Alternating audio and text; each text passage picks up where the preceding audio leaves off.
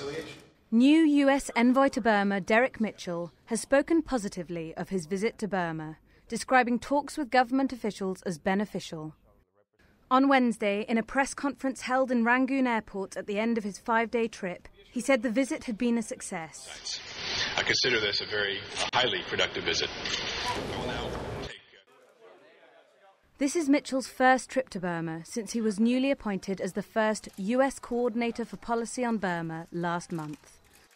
During his visit, he met with several senior officials in Naypyidaw, including Foreign Minister Wunna Maung Lwin and Labour Minister Aung Kyi. Although an audience with the country's president, Thein Sein, was not on the itinerary, Mitchell still had an opportunity to raise concerns about human rights violations, with almost 2,000 political prisoners currently detained in the country. As I suggested, we had a very candid dialogue on this subject. There were no absolute commitments on anything. But we had a very productive exchange on the subject, so nothing further, I think, I can say on that. Earlier in his trip, Mitchell also visited opposition leader Aung Kyi at her home in Rangoon. Details of their meeting were not disclosed, but Mitchell revealed that they had discussed American policy approaches.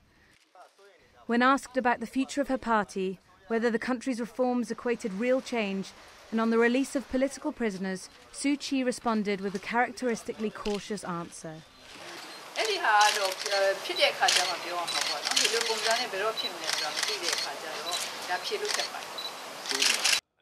Later, at the press conference, when probed on the question of sanctions, Mitchell said the topic was not a priority but had come up in discussion. The issue of sanctions, again, that was not a primary point of discussion.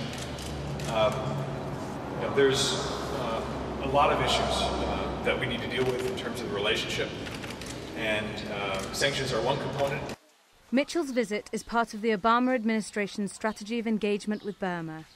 As he prepared to leave the country, he stressed the commitment of the US to helping Burma cultivate a civilian-led, democratic governing structure. He said the country should begin by releasing political prisoners and ending ethnic conflicts, and he urged Burma's leaders to show critics they are capable of real change. I noted that many within the international community remain skeptical about the government's commitment to genuine reform and reconciliation, and I urged authorities to prove the skeptics wrong.